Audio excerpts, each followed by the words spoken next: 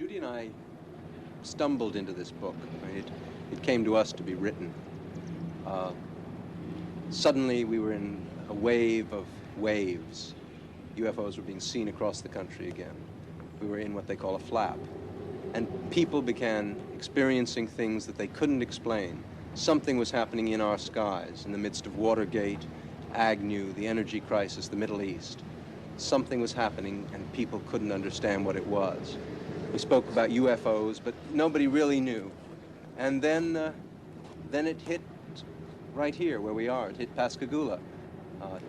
Charlie Hickson entered the news, and we had a book to write.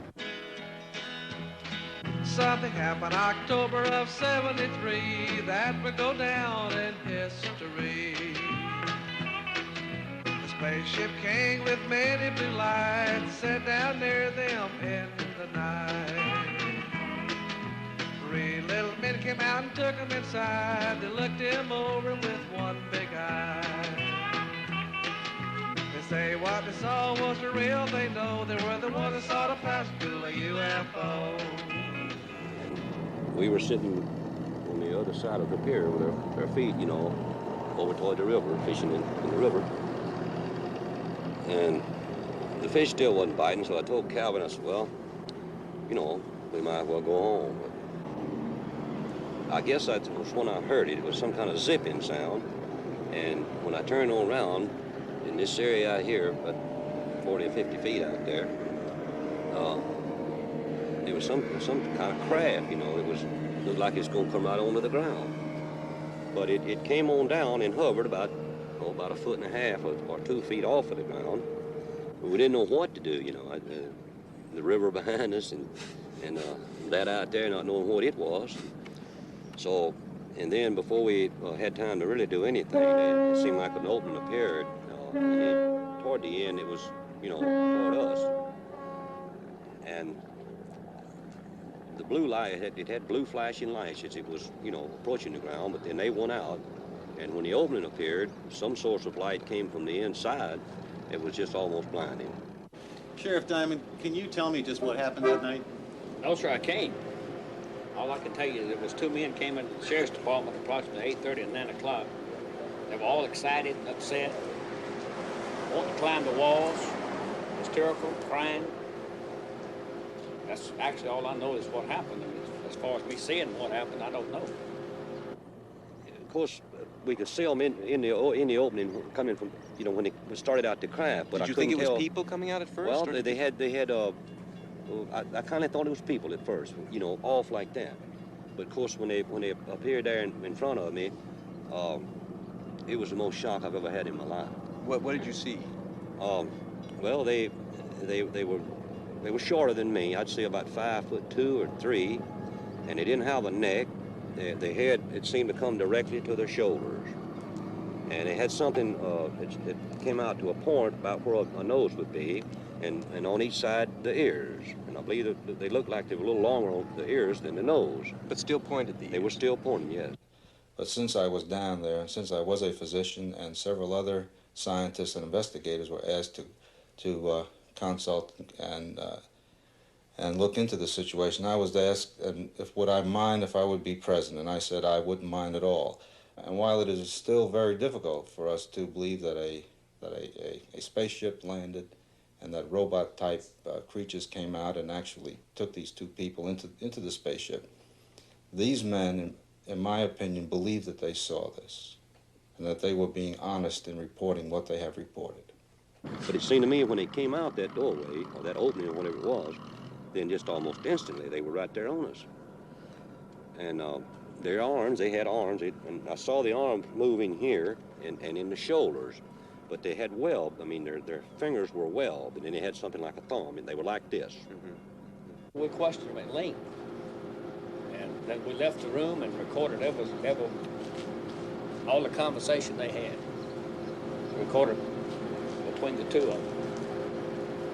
And one of them kept wanting to pray. And he said, after all I went through on this earth, I said, why should I have to see something like this?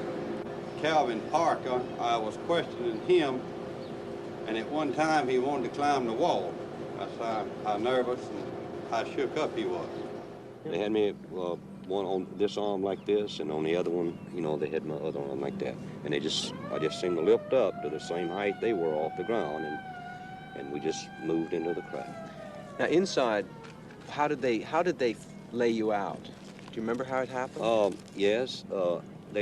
I didn't see any tables or chairs or anything in there. I'm not saying there wasn't in there because the light was almost blinding, but I didn't see any. And when they carried me inside, they seemed to just lean me back, you know. And this eye, well, I keep referring to it as an eye, and it moved up to in front of me about this close. And it started right at my eyes, looking me right in the eye.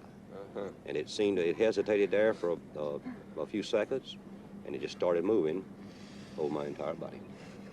When they brought me from the craft along this area here, and they didn't drop me, you know, they just released me back to the ground.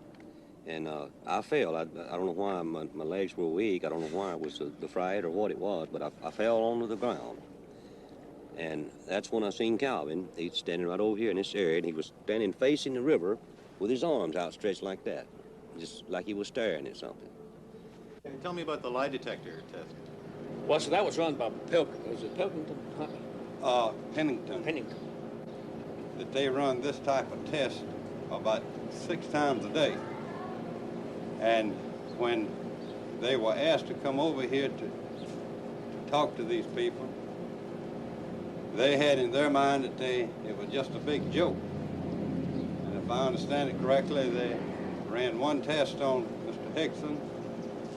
The machine showed that he was telling the truth. Then they run another one.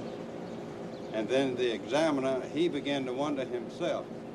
So he ran the third test, and he believed just what Mr. Hickson had told him. Mr. Booth, tell me what happened that night in October.